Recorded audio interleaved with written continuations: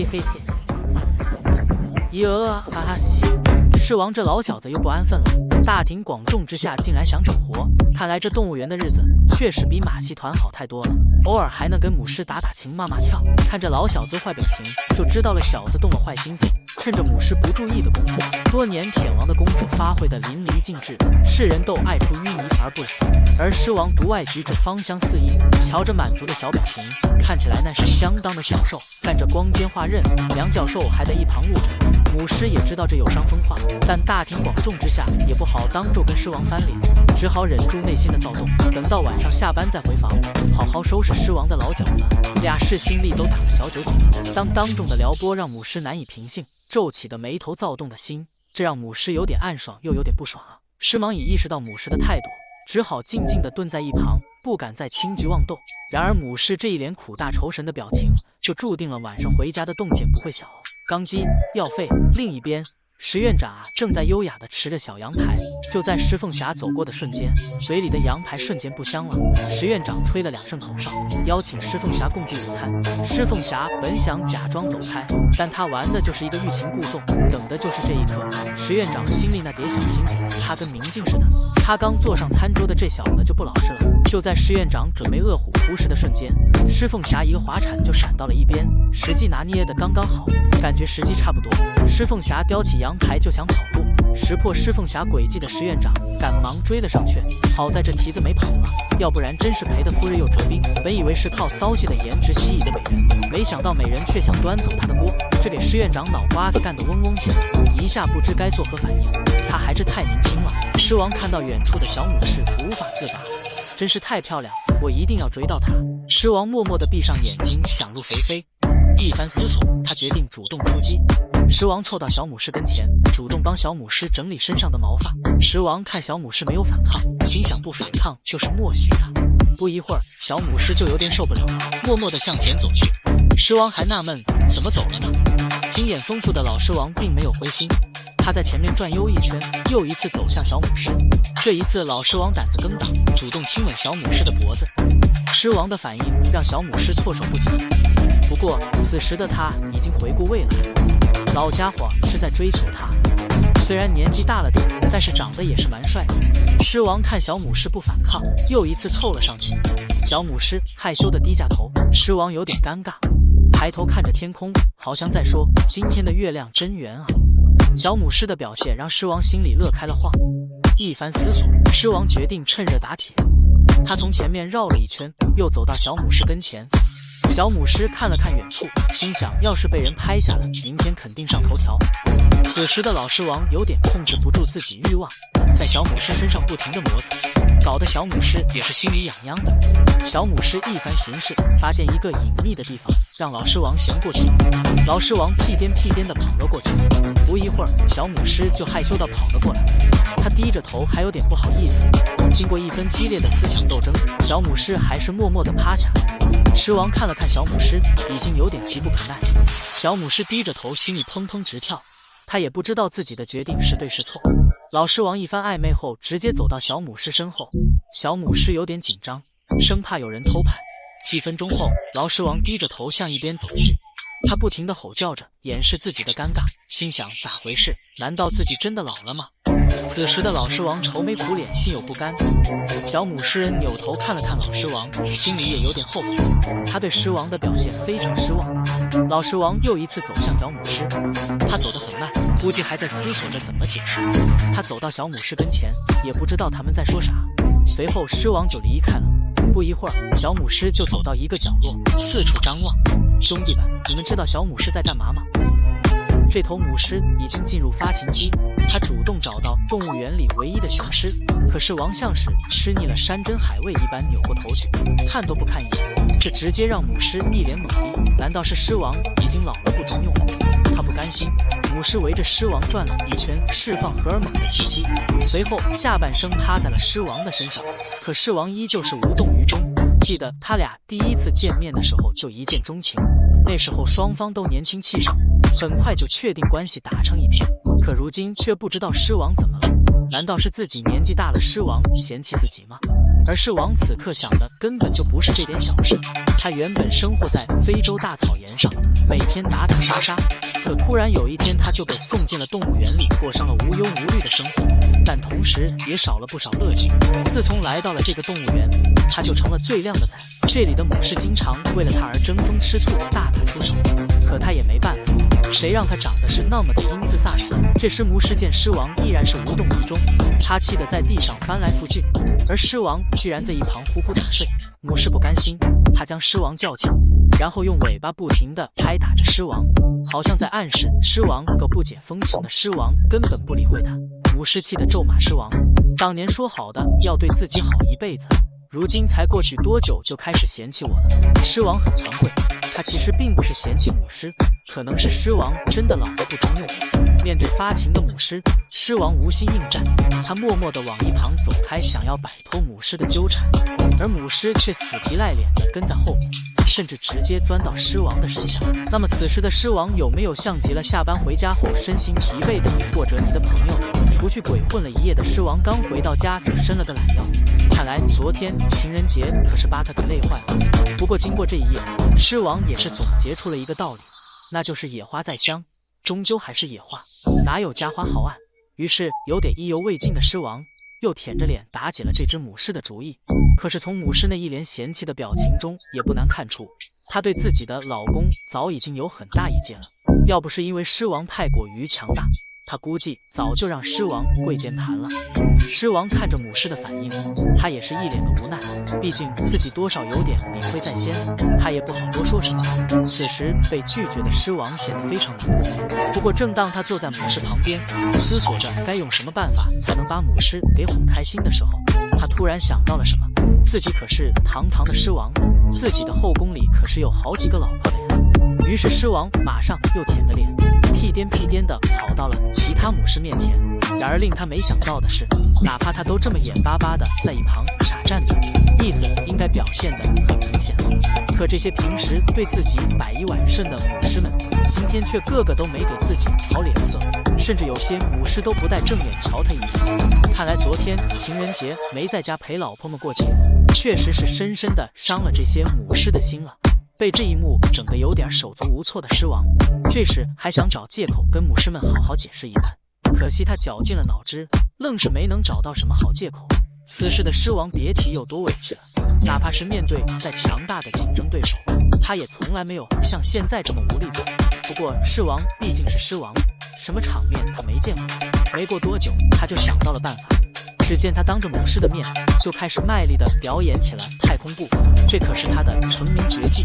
曾经他就是靠这套帅气的动作迷倒了万千母狮。果然，仅仅过去一会，就有一只母狮被他帅气的表演给深深地迷住了。狮王眼看有效果，心里早就乐开了花。这时他也很懂得把握机会，马上就动身朝着一旁的灌木丛走了过去。很快那只被迷住的母狮也不出意料地跟了过去。看来这头雄狮能当上狮王，还是有两把刷子的。一直都是愁眉苦脸的狮王，在这时终于是露出了他那标志性的笑容。此时画面正是狮王追求的母狮的一幕。他好不容易上任，对这个从小一见钟情的母狮仍是念念不忘。然而此刻母狮并未以为他成为了狮王，而带有太多的好感，他还不想恋爱，因此对他的追求不为所动。最终狮王鼓足勇气上前跟母狮好好的表达一下心意，结果换来的是母狮的驱赶。对于狮群的家庭方式来说和人类不同，他们是先结婚后恋爱。在母狮拒绝这一刻，新任狮王因把前任狮王打败之后，就已经获得整个狮群的交配权，本可以使用的，但出于对母狮的尊重而没有使用。但同时狮王也必须在自己的统治时期尽快让他爱上自己，心甘情愿地与他交合，从而建立自己的王国。此刻狮王反而更加的耐心，发挥了穷追死缠烂打的精神，紧紧地跟随在母狮后面，不停地表达自己的爱慕之情。为了摆脱现状，母狮心想去找一下她的姐妹，让姐妹们帮忙劝说她一下。经过几个小时的奔波，母狮实在太累了，在路上睡着了。然而跟随在后面的狮王见状，蹑手蹑脚走向母狮，想上去照看一下他。然而警惕的母狮在狮王刚靠近的一瞬就醒了，并给狮王发出了严重的警告。看到一脸懵逼的狮王，母狮又回到自己的领地来再睡一觉。而狮王对刚刚的误会不停地解析着。母狮想起自己刚刚过激的反应，睡意全无，他决定继续赶路。经过长途跋涉，过了几天，终于来到了母狮姐妹的领地。见到姐妹，母狮上前就是拥抱。拥抱过后，母狮就跟她的姐妹在聊天，并说起狮王的事情。其中脾气暴躁的一个姐妹立刻向狮王发出警告，并劝说。狮王见状并未发脾气，经过姐妹不停的劝说，狮王表示自己会继续追下去，不会放弃的。姐妹们也只能无奈的躺下来。狮王走到躺下的母狮旁边，留下自己的足迹。母狮最后看到姐妹们也无可奈何的躺着，心里烦躁的她继续散布之灵。不知不觉中，他们两个来到了另外一个雄狮的领地。雄狮见到狮王和母狮的到来，立刻躲起来准备看戏。看到躲在树旁看戏的雄狮，狮王怕雄狮多看一眼，走上前把母狮挡在后面。然而母狮由于奔波太久，也躺下来休息。狮王就那样静静地坐在他旁边，并用眼睛给雄狮示意，并宣示自己的主权，让他少看点。雄狮这时也只能无奈地摇摇头。等母狮醒来起身行走时，他立刻跟上去，一个眼神让雄狮罢现。母狮渐渐开始对他有所改观，顿时心花怒放。不久，他们两个来到了公路边，此时劳累的母狮又躺在了休息。狮王也美津津地看着母狮，心里早乐开化，回顾着这段时间的与母狮的相处。同时，由于母狮对他的细微改观，心里膨胀的他做了一个大胆的尝试。他大胆走进母狮的身边，不停吸吮着母狮的体香。越来越放肆的他，一不小心就触动了母狮的界限。母狮发情，大声吆喝他停止动作。吓到得意忘形的他，也只能停止自己的动作，尴尬地走到一旁，心想强扭的挖不甜，要让母狮慢慢地看上他。然而母狮没有为刚刚的事谴责他，继续休息。狮王心里万分庆幸自己与母狮的关系更进一步，于是他也心里美滋滋的，同时也继续当起护花使者的使命。不知道是命运的安排，还是月老的牵线。走着走着，母狮带着雄狮来到了他的领地。当母狮再次躺下来休息后，雄狮觉得自己的机会来了。面对自己最喜欢的母狮，雄狮不愿意放过任何机会，尤其是母狮的那回眸一笑，让雄狮非常的沉醉。他用后腿在地面挖出具有一个小坑，落下特定的标记来记录这一刻，并深情地向母狮告白：这片江山都是我打进来的，跟着我，以后这里也是你的，你可以在这里吃香的喝辣的，而我会保护这片领地，成为这片领地的英雄。经过这悠长的陪伴，母狮心里也是很开心的。但是母狮并没有决定立刻接受雄狮，他还想花费一点时间来考验最后一次，让他看看雄狮对他的真心，也让自己从心底接受他。母狮拒绝后，狮王看到母狮从地上爬起来龇牙咧嘴的表情，就知道很快胜券在握，所以并不气馁。尽管已经陪伴了母狮好几天了，还一起翻山越岭过，并不急于最后一时，他还是保持着很有耐心。母狮走到哪他就跟到哪，他相信只要功夫深铁杵磨成针，只要脸皮足够厚，没有不吃炮的。母狮躺下来休息，他也跟着在旁边站立着，静静地在一旁守候。同时雄狮心里也想着，虽然自己使用交配权，但是强扭的瓜不甜，他不喜欢用暴力来征服自己喜欢的母狮。同时他也感受到这是母狮对的最后的考验，因此他再次近距离的与自己喜欢的母狮促膝谈心和交流，发挥他巧舌如簧的说功，最终攻破了母狮最后的考验。雄狮和母狮终于走到一起，雄狮开始用舌头舔舐母狮的毛发，看到雄狮还有这个拿手绝活，母狮也闭上眼睛，很享受这一刻，非常的舒服。大多数新狮王上任之后，都会将狮群中的幼崽杀掉，又或者将小狮子驱逐出狮群。不过这只新狮王根本就没空去管理那些小狮子，因为他取得狮王的位置，本来就是为了繁衍后代。现在恰好有一只雌狮走在新狮王的面前，早就已经将新狮王的所有注意力吸引了。新狮王又怎么可能还有时间理会其他的小狮子呢？只不过这只雌狮的脾气非常大，并不愿意让新狮王随意触碰，所以新狮王也知道无法一步到位。不过他也不愿意放弃，毕竟他活了这么长的时间，还这么努力地争取狮王的位置，等的就是这一刻。于是新狮王开始改变策略，开始慢慢的接近雌狮。这种情况并不会使雌狮过于反感，所以新狮王已经成功的走进了第一步。但接下来的任务还是非常重要，新狮王还是要慢慢的安抚雌狮，使雌狮有一个适应的过程。这时候，新狮王已经开始用舌头舔着雌狮身上的毛发，也就相当于帮雌狮梳理身上的毛发。这些动作使得雌狮变得更加舒适，紧张的心情也会变得放松。等到时机到了之后，新狮王就可以进行下一步了。本来以为这一切都是非常顺利的，但雌狮的心情突然就来了180度的大转变，直接就做出攻击的动作，想要与新狮王大打一场。幸好新狮王的承受能力还是非常大的，他并没有当场发飙，才不会与雌狮形成争斗。但要想继续靠近雌狮，基本上已经不可能了。所以之前所付出的努力又白费了。而且新狮王吃瘪的那一瞬间，已经被旁边的两角兽看得一清二楚，这也使得新狮王非常尴尬。好歹也给新狮王留一点面子，不过对于雌狮来说，他才是主角，也不会照顾新狮王的面子，主要就是看自己的心情。只要自己乐意的时候，就会允许新狮王接近；当自己不乐意的时候，就会做出一些过激的动作，又或者起身离开。新狮王本着不抛弃不放弃的精神，也跟在雌狮的身后，只要雌狮走到哪里，他就会跟到哪里。虽然雌狮不愿意让新狮王接触，但他还是允许新狮王跟在身后的，就像他的身边跟了一个保镖一样，拥有非常高的安全感。雌狮来到另外一个位置之后，又开始趴在地上，然后慢慢的等待，也就相当于给狮王展示的机会。狮王吸取了之前的教训之后，并没有急着与雌狮接触，而是在原地踏步，以这种方式向雌狮展示自己的耐心。不过新狮王这一次好像有点会错意了，也许雌狮现在已经愿意接受新狮王，但新狮王迟迟都没有做出一些可以拉近双方关系的动作，就令雌狮感到非常失望。所以雌狮又开始转换一个位置，新狮王也继续跟着过来。看来新狮王也还是没有放弃，继续走在追求雌狮的路上。说不定等到哪一刻雌狮已经愿意接受新狮王了，那么新狮王就成功了。新狮王继续吸取上一次的教训，在他的印象中，直接去触碰雌狮是不行的，同时在原地踏步，向雌狮展示自己雄伟的身姿也是不行的。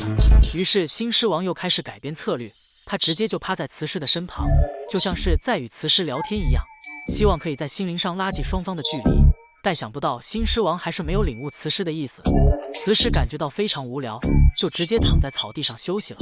这一下可把新狮王给急坏了，因为当雌狮睡着之后，新狮王想继续繁衍后代就变得更加困难了。难道这只雌狮还没有进入发情期？于是新狮王马上又起身，然后用鼻子凑近雌狮的身体，用自身的嗅觉去感受雌狮现在的身体状态。这种味道肯定没有错，虽然新狮王还没有任何繁衍后代的经验，但辨别味道的能力还是可以的。这种味道实在是太特殊了，与雄狮的味道完全不同，只有在雌狮的身上，并且在特定的时期才会散发出来。所以新狮王的判断肯定没有错，这只雌狮已经进入了发情期，但为什么还是不愿意让新狮王靠近呢？到底是哪里出了问题？这可把新狮王给急坏了。然后他又继续趴在雌狮的身旁，只要雌狮还没有起身离开，这说明雌狮对新狮王的这些举动并不抵触，那么新狮王就还有戏。但经过了这么长的时间，都还无法将双方的关系继续推进，这个问题还是非常大的。雌狮现在也开始为之前的鲁莽行为感到非常后悔，因为他之前做出与狮王打架的姿势，这给了狮王一个非常错误的信号，导致狮王误认为雌狮并不喜欢他，才会做出如此大的抵触动作。其实当时雌狮很快就进入了状态，只不过他看见附近的两角兽也往他们这边看过来，而且两角兽还用着摄像机往他们身上拍摄。对于雌狮来说，它是非常敏感的，马上就会感觉到非常害羞，所以就想按下暂停键，想要将两角兽驱逐之后再说。但对于新狮王来说，他第一次就获得这样的体验，当然会留下心理阴影，以为是自己的问题，所以他一直都非常自责。接下来也会尽最大的努力讨好雌狮。每当雌狮的心情不好的时候，新狮王就更加不愿意接近雌狮了。直到后来，双方已经敞开心扉，终于弄清楚了原因，才知道这是两角兽的问题。只不过问题已经找到了，但想要解决问题并不容易，因为两角兽是这个世界上最为顶级的存在。想要让新狮王去攻击两角兽，那简直就是自取灭亡。等到两角兽开始报复的时候，两角兽拥有非常多的方法可以解决新狮王，所以新狮王也没有这么大的胆子敢向两角兽发起挑战。所以这两只狮子已经开始改变策略。既然惹不起两角兽，但还是赌得起它。因此，新狮王在雌狮的带领之下，想要找到一个更为隐蔽的地方，才不会有两角兽过来骚扰。带两角兽就像是狗皮膏药一样，不管两只狮子走到哪里，两角兽也会跟到哪里。而且还一直用着摄像机对着狮子进行拍摄，根本就不给一些私密的空间给两只狮子。对于新狮王来说，他根本就不介意这些事情，但对于雌狮来说，私密的空间非常重要，所以这两只狮子一直都无法走到一起。这到底又是谁的责任呢？你是怎么看的呢？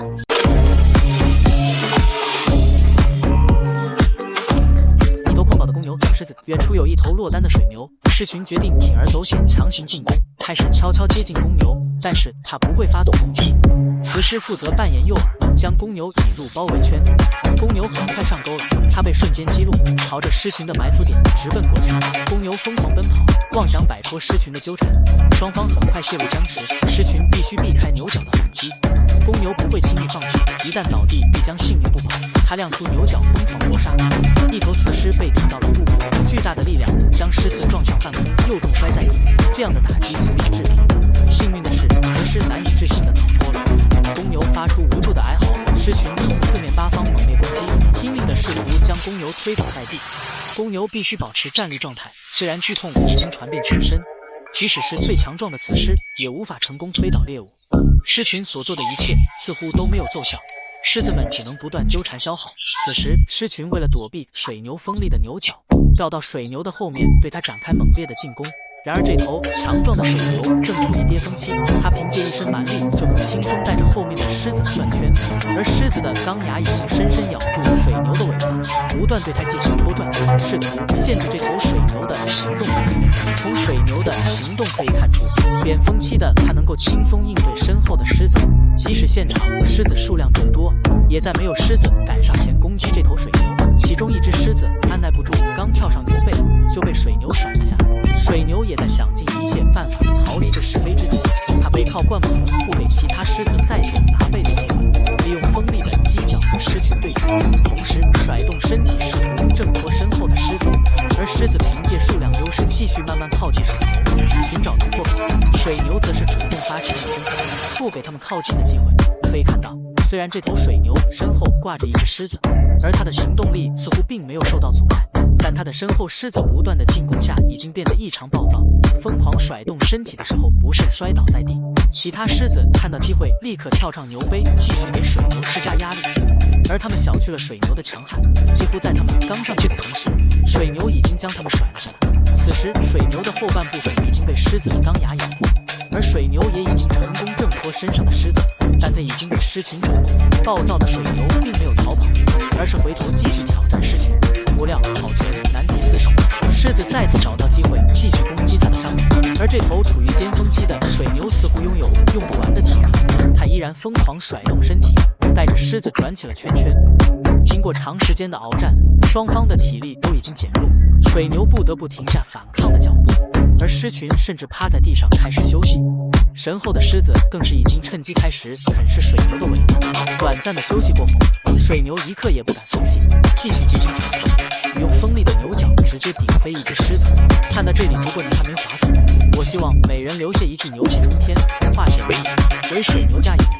让我们接着看水牛到底是如何扭转局面。水牛趁机甩开身后的狮子后，立刻对它进行驱赶。毕竟从始至终都是这头狮子挂在它的身后，它似乎明白，只要打退爱出头的那几只狮子，其他狮子更不敢对它发起攻击。而饥饿的狮子已经尝到了血腥味，势必冒死拿下这头水牛。这头水牛的体型足以解决整个狮群的食物。很快，水牛再次被一只狮子拿住了后背，此时的它已经伤痕累累，只能苟延残喘地趴在地上。狮子这边的状态也不好，虽然他们降服了这头水牛，但显然也耗费了巨大的体力，很多都累得趴在地上气喘吁吁。水牛无助地倒在地上，几乎失去了反抗的能力。等狮群稍微恢复力气，就可以开始享受大餐。虽然水牛身受重伤，但放弃抵抗必死无疑，在求生本能的驱动下，它又拼命地站起身来，尝试再次突出重围。狮群和水牛的恶斗很快吸引了不速之客，一群大象听到了响动，迅速凑上前来观察。狮子和水牛的战斗已经进入白热化，水牛遍体鳞伤，奄奄一息。象群在原地迟疑了一下，他们并不想招惹狮子，但眼前的水牛实在太可怜，狮子以毒击手的行为激起了观众的怒火，象群主环冲杀，狂奔着冲向狮群。狮子们见大象杀过来，便果断放下水牛，跑到一旁躲闪。大象可是超级巨无霸的存在，它们拥有巨大的力量，轻轻的磕碰一下就可能造成致命的伤害。大象成功赶走狮子，可惜一切为时已晚。这头水牛伤势太重，躺在地上毫无反应。大象试图用鼻子唤醒水牛，但奇迹最终没有发生。水牛彻底失去了生命，象群的努力化为徒劳，只好失望地离开现场。狮子见大象走开了，火速回归战场，准备大快朵颐享受美味。下面这头水牛的运气就好多了，同样是被狮子围攻，但最后被大象成功营救。作为草原上的顶级杀手，狮子擅长团战，他们结群出击，配合默契，并且拥有熟练的战术套路。有的狮子负责吸引火力，其他同伴从背后向猎物发起攻击。水牛试图甩掉掠食者，但任凭它怎样用力旋转，都无法摆脱狮子的控制。狮子尖锐的牙齿很快刺穿牛皮，剧痛瞬间传遍全身。水牛发出一阵阵哀嚎声，强忍疼痛亮出牛角，向狮群发起反击。狮子不会正面硬刚，它们敏捷地躲开了水牛的冲击，仍然采取背后偷袭的主攻模式。水牛体重高达800公斤，而且拥有惊人的耐力，想要放倒它已绝非易事。眼前的这头水牛依靠风骚的走位，避免自己遭受致命一击。掠食者与猎物的博弈，既是体力也是意志力的较量，双方都在等待对手松懈的机会。就在这时，一头大象突然出现，成功地将狮群吓退。狮子丢下水牛仓皇逃窜，水牛抓住机会脱身逃跑，返回了安全的牛群。大象作为陆地霸主，威慑力是真的强，即使强如狮子，也得忍让退下。随着镜头的方向往前看，一头落单的水牛被守在岸上的好几头狮子给逼到了眼前的这处水塘中，但是这头水牛丝毫没有感觉到任何害怕跟恐惧，面对着岸上几头狮子对自己牛肉的虎视眈眈，此刻的水牛却表现出无比的淡定。你看这头水牛还没等狮子动手，它却想上前主动对狮子发动攻击。看见水牛竟然敢挑衅自己，一头狮子接着就扒住了水牛，准备撕咬，但是立马就被水牛给甩到一边去。可见这头水牛那是相当的勇敢跟无畏，而就是水牛对几头狮子主动出击的这波操作，才会让此刻站在岸上的几头狮子感到十分忌惮。狮子们心想，今天可是碰到了一头硬茬子，咱们几头狮子要想吃上它的牛肉的话，估计应该是很困难的。但是再怎么困难，几头狮子也不可能放过这头水牛。于是几头狮子开始下到水中，接连的朝着水牛靠近。突然此刻的水牛直接就发威了，一招头顶天，直接就把一头狮子给撂翻在水中。水牛的大招拿几头狮子一下就给整蒙圈了。狮子万万没想到平时老实巴交的水牛，此刻发起脾气竟然是如此的可靠。那么接下来这群狮子会不会被水牛的这个暴脾气给全部吓退掉呢？老铁们接着往下看，只见一头狮子不死心，还想着上前来挑战水牛的心跳。估计这头狮子也想尝一尝水牛的大招头顶天了。可以说刚才中招的狮子估计已经身受重伤了。要知道水牛头上的一对双脚可以爆发出几百斤的力量，中招者几乎可以说是非死即伤。但是几头狮子为了能够吃上眼前的牛肉，今天也算是拼了自己的老命。话说回来，这头水牛之所以能够做到对狮子们如此的勇猛，还不是因为是有这么一处水塘来作为自己的退路。如果要是水牛在岸上的话，估计早就被几头狮子给干掉了，绝对不会留给水牛任何出手的机会。现在两方人马还在大眼瞪小眼的继续僵持着。然而就在这个时候，水中突然又冲出了一头大河马，这头河马直接就朝着水牛奔涌而来，最后在距离水牛几米开外的地方就停了下来。目前还不清楚这头河马是不是来帮助这头水牛的，如果是充满善意的话，那么这头水牛简直是如虎添翼，肯定能够干翻几头狮子。要是来者不善的话，那么水牛不仅要面对自己前面几头狮子的威胁，还要警惕身后河马的偷袭。那么今天这头水牛可谓是真的就被逼到绝境了。在面对这样的处境下，此刻的水牛也只能静观其变吧。不知道接下来这头河马的出现，到底对水牛来说究竟是福还是祸呢？只见水牛突然就冲向了这头河马，这把河马给吓得直接就游走了。看来水牛认为这头河马肯定不是来帮自己的，而是来当吃瓜群众看气的。水牛的意思很明显，我水牛都被几头狮子给逼了这步田地，你这头河马还敢来看热闹？现在我水牛不管是谁来了，我都会不客气的。水牛对河马的操作再一次把岸上的几头狮子给整蒙圈了。狮子们的意思是，这头水牛肯定是个半吊子，连鳄鱼都不敢惹的河马，他竟然还想着来跟人家干一仗。但是水牛把看热闹的河马赶走后，接着又开始跟几头狮子继续的僵持，直到最后，岸上的几头狮子还是不敢对水牛动手。看来水牛的牛脾气一下子就把几头狮子给镇住了。见过被水牛打得这么惨的雄狮吗？只见他双手无力地抓着牛头，全身瘫倒在地一动不动。如果不是腹部还在起伏，还以为他已经死了。这头曾经的狮王因为年迈被赶出狮群，为了生存下去，不惜冒险捕猎水牛。水牛已经受够了狮子的欺压，他不耐烦地用力晃动，试图将狮子甩开，但狮子已经3周没有进食，任凭水牛怎样摇晃，一双爪子还是紧抓不放。老雄狮的做法彻底激怒了水牛，他用锋利的牛角不停地发起冲击，似乎想终结狮子的性命。水牛角坚硬锋利，上千公斤的冲击力足以造成致命的伤害。受到重击的狮子已经遍体鳞伤，水牛一个后撤步挣脱了狮子的控制。他静静看着眼前的对手，狮子的执着令人敬佩。经过短暂的思考，水牛还是继续发起冲锋，因为这只狮子一心想置自己于死地，不打死他根本没法子。狮子受到水牛狠狠一击，躺在地上一动不动。水牛看着狮子奄奄一息的样子，稍微有些放松警惕，好像想等他断气再走。没想到狮子竟然又爬起来了，似乎是想趁水牛不注意发动突然袭击。水牛不会给狮子喘息的机会，立刻发起了狂风暴雨般的反击。这次狮子应该不行了，水牛转身想走，可老雄狮再次蹦起来，紧紧抱住了一条牛腿。西域的王者此时已经身负重伤，但面对强敌依旧勇敢占据中章，任凭水牛怎样攻击，狮子都没有放弃的意思。水牛用力地挣脱束缚，锋利的牛角直接对着狮子的头部猛顶。老雄狮早已伤痕累累，只剩下最后一口气。水牛一阵摇头晃脑，确定老雄狮已经彻底失去行动能力，扭头想要离开，可是还没走2步，没想到老雄狮竟然再一次凶猛地扑了过来。水牛及时旋转身体，保持正面对着狮子，牛角正好击中了狮子的腹部，他对着狮子柔软的肚子疯狂射出。雄狮抓住水牛的双腿，用嘴咬住水牛的背部，紧紧地贴在水牛身上。但他的攻击已经毫无杀伤力，连牛皮都划不破。这头老狮子的进攻看上去松软无力，他的一只爪子慢慢垂下来。水牛虽然占据上风，但却并不想和狮子纠缠。狮子紧紧抱住水牛的脖子，用最后的力量锁住猎物，仿佛要和水牛同归于尽。但水牛可不答应，他轻松挣脱开了狮子的控制，准备返回安全的牛群。临走还不忘给狮子一个迎头痛击，狮子又一次趁机扒住了水牛的鼻子，被猎物连拖带拽地撤了2米。老年狮王的执着精神实在令人敬佩，此时的他浑身是血，受到这么严重的伤，恐怕也无法继续生存下去。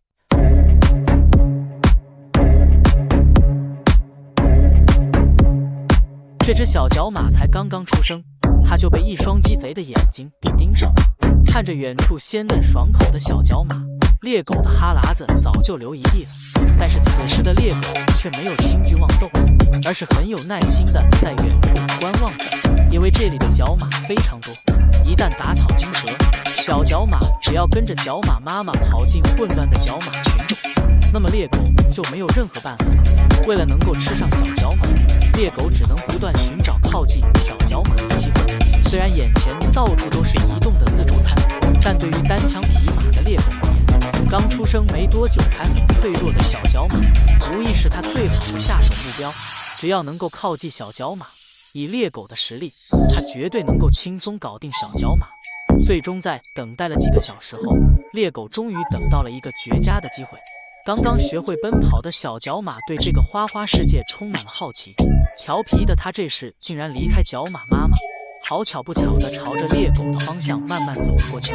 另一只猎狗这时也发现了落单的小角马，当他们来到小角马身边后，就毫不客气地对小角马发起了攻击，吓得小角马只能拼尽全力亡命赶奔。两只猎狗则在后方对其紧追不舍。可以想象，一旦小角马被猎狗追上，那么等待它的肯定就只有被猎狗无情的掏肛了。好在小角马虽然才出生没多久，但它们在速度上的优势这时却已经慢慢展现出来。在小角马的全力狂奔下，猎狗一时间也没能追上小角马。不过小角马毕竟还很小，没过多久呢，还是被猎狗给堵住了。在这种绝境中，小角马却表现得非常勇敢，它暂时赶走了准备攻击自己的猎狗。可惜要是没有谁来给小角马提供庇护的话，继续这样下去，最终它肯定还是难逃被猎狗吃掉的命运。眼看小角马已经危在旦夕，好在关键时刻，勇敢的角马妈妈及时赶到。面对愤怒的角马妈妈，猎狗也不敢轻易触及锋芒，只能战略性丢下小角马逃之夭夭，等待再次攻击的机会。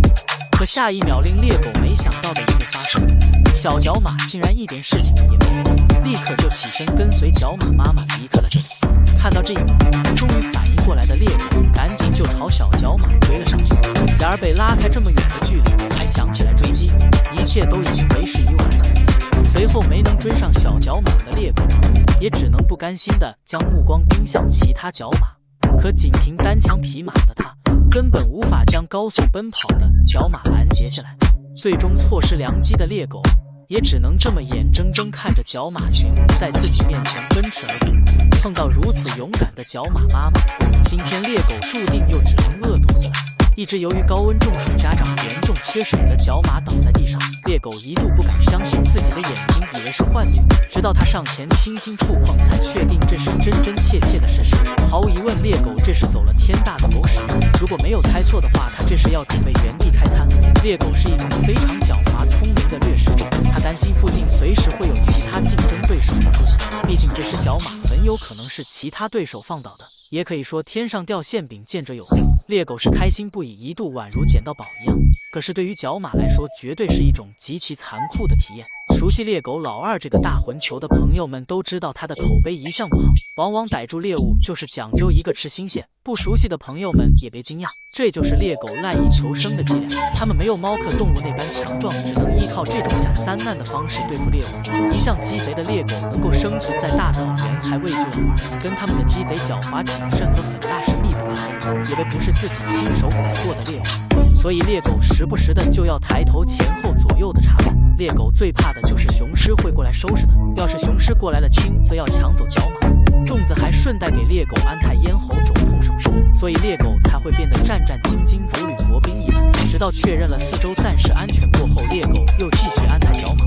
没有什么比眼睁睁看着自己被吃而无法反抗更为绝望的。角马如今就面临着这种无法言喻的窘境，没有同伴会帮它，更加不可能让摄影师拔刀相助，保不准自己今天的遭遇就是草原搅屎棍给带来的。因为现在很多动物都知道，大草原上有摄影师的地方肯定没有什么好事。如果没有猜错的话，猎狗正是看到了摄影师在场才赶了过来。角马太难太无助了，今天的受害者是这只大意的角马。别看猎狗此时好像在跟角马闹着玩似的，但这却是猎狗的捕猎策略。相较于角马，猎狗并没有什么体型优势，不过猎狗却非常的聪明。他知道，只要角马的脚部受伤，那么失去奔跑能力的角马就是待宰的羔羊了。所以此刻的猎狗正利用它们的强大的咬合力，不断对角马的后脚丫子进行撕咬。面对猎狗这种无赖的攻击放置，角马也是没有任何的办法。虽然它也一直都很努力在用自己的犄角尝试攻击猎狗，可是被咬住后脚丫子的它根本够不到躲在身下的猎狗。在这种情况下，纵使它有一身的力气，也没有任何施展的空间。而且被猎狗这么牵制住，它又无法逃跑，最终也只能这么被猎狗给耍得团团转。可以想象，继续这样下去，用不了多久，它就会成为猎狗的美餐。这样的捕猎方式也是猎狗在捕猎时经常使用的。只要猎狗咬住了猎物，它们就不会轻易松口，直到将猎物的伤口越咬越大，或者等待同伴赶来支援，它们就可以轻轻松松拿下猎物。所以动物一旦被猎狗咬住，如果不能在第一时间挣脱，那么它们几乎都难逃被猎杀的命运。像这只角马一样，随着被几只猎狗控制住，它已经没有了任何逃生的可能。此时此刻，角马看起来插翅都要难逃了。然而未到最后，时机还不足以下定最后的判断。角马无时不刻不在想着逃脱的方法，尽管后方疼痛难忍，但却始终没有倒下，因为他也知道一旦倒下将不会有逃走的可能。可怜的角马似乎无计可施，如何摆脱这两只猎狗对他而言简直难如登天。他拖着沉重的步伐往摄影师的方向靠近，也许此举是在向他们发出求救的信号。但摄影师本着不干涉大自然的原则，选择了做视频。角马的处境越来越艰难，时间每过一刻，他都承受着巨大的疼痛。猎狗的厉害就在于它非常善于掌握对手的软肋，而且疯狂程度令所有的对手都胆战心惊。大草原上倒在猎狗嘴下的动物，其痛苦程度绝对能排上名。角马一边挣扎一边再度把希望放在摄影师上，但却不慎失足趴倒在地上。可怜的角马命悬一线，不过下一秒又再度坚强地站了起来。有着头号自助餐支撑的角马盼不来同伴的帮忙，此时此刻能够依靠的仅有自己。出乎意意料的是，这匹角马的坚韧耐力始终在死亡线上拼命挣扎，并且努力挽回。他一步步往前走着，来到摄影师的车前。也许是被角马的勇敢所震撼，此刻的司机直接按响喇叭吓跑猎狗，角马因此得以拥有逃脱的机会。这个本平静的大草原上，一场生死攸关的激烈斗争正在上演。一只身躯修长的角马静静地站立在草地上寻找族群，然而突然间，这几只猎狗朝着迎面突来，将它团团包围住。猎狗的利齿闪烁着凶狠光芒，它们看起来目标明确，眼巴巴地看着角马的局部地区蠢蠢欲动，迫不及待地想要对角马掏心掏肺，再嗦一碗新鲜热乎的螺蛳粉。角马面对着突如其来的困境，它的心中虽然无比恐惧，但表面丝毫没有表现出来自己的怯懦，而是闪烁着坚定的光芒，眼中透露出一股不屈不挠的力量。它拼尽全力挣扎着，迫切地希望能够摆脱猎狗的束缚，重获自由。它们不停纠缠着角马，无情地束缚角马的身体，不给它一丝一毫重获自由的可能。角马不停地转动着身体，试图将紧咬局部的猎狗狠狠甩出去，否则按照猎狗群这个公式进行下去，它很快就要被猎狗群扑倒，那么后果可想而知。想到这里的角马，内心再次激发起更加强大的斗志。它拖动着早已疲惫不堪的身体，试图用自己锋利的锐角去将猎狗狠狠刺穿。可是很遗憾，它没有一次有效进攻。但尽管是这样，它的身体也没有一刻停止过与猎狗相抗衡。喇叭看起来收效甚微，但角马的求生意志依然坚定不移。它没有放弃，仍然全力以赴，尽力尝试挣脱。终于，经过角马沉着冷静、不屈不挠的英勇奋战，他成功挣脱并震慑了猎狗，为自己的生命改写了至关重要的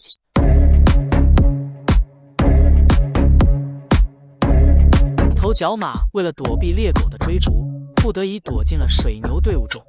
水牛队伍看到角马的到来，虽然对于这个不速之客有些疑问和不满，却也没有拒绝他加入。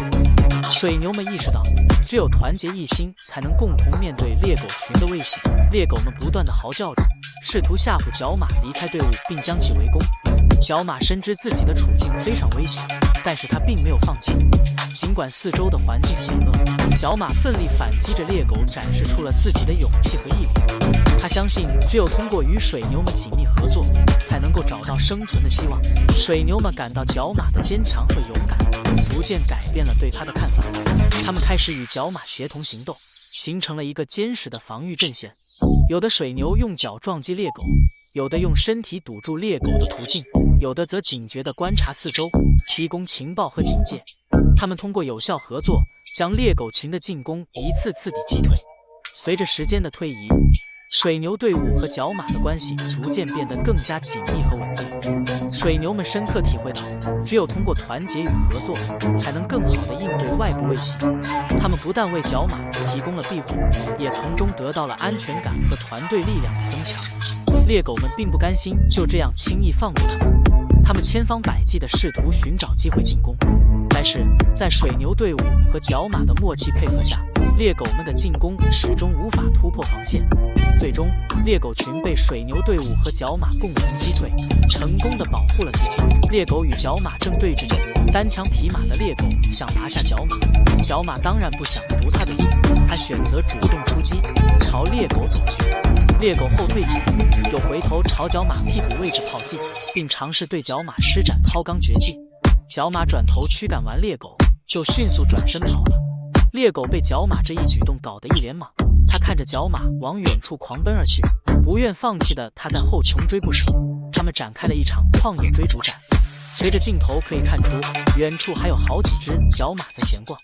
角马朝同伴跑去，应该是想寻求帮助，可他意想不到的是，角马们看清后面是猎狗后，都被吓得四处逃窜，一点驱赶猎狗的勇气都没有。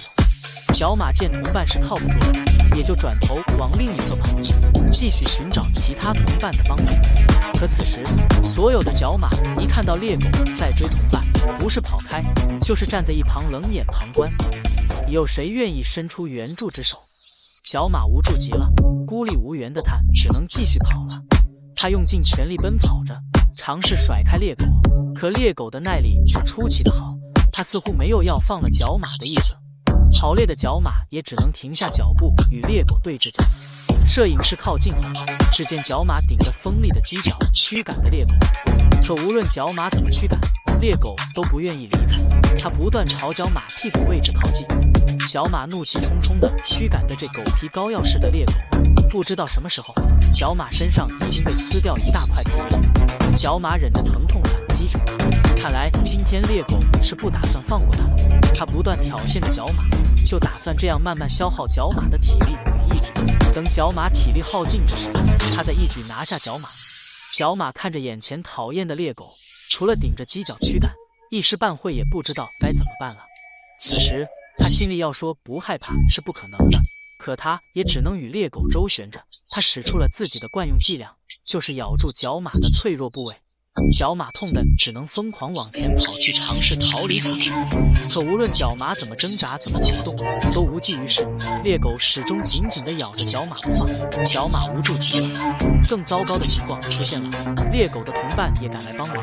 角马被吓得用尽全力往前跑去，就想尽快摆脱这两只猎狗。可猎狗又怎么可能轻易放过它？新来的猎狗直接就咬住了角马的肚皮，牵制着角马，被两只猎狗撕咬并拖拽着。角马失去平衡，跪在地上，苦苦支撑着自己的身体。尽管角马使出全身力量，也只能艰难地站在原地。在求生本能驱使下，角马奋力艰难往前走动着。它太想摆脱猎狗了，它的同伴都被吓得已经逃远了。要想从猎狗嘴里逃脱，它只能靠自己了。它回头尝试攻击猎狗，可就是够不着，它只能继续拖拽着猎狗往前走去。猎狗在它脆弱部位不停撕咬着，撕咬的疼痛感让角马感觉腿软。他与猎狗进行了一场生死拔河比赛，他要是输了，可能就要交代在这里；而对于猎狗来说，他要是输了，也就是少吃一顿的事。可猎狗为了填饱肚子，也不会轻易放过角马。角马趁猎狗同伴放开他就拼命往前跑时，失去平衡趴地上去了。在这必死的绝境中，角马还在用尽全力起身，想为自己博得一线希望。猎狗看着这道嘴的食物，可不会轻易放开，而结局却是他万万没想到的。角马用尽全力前进着，往两角兽车辆跑近。他明白，只有这样才有可能赶走猎狗。猎狗就这样紧紧咬着角马，跟随角马来到了车辆旁边。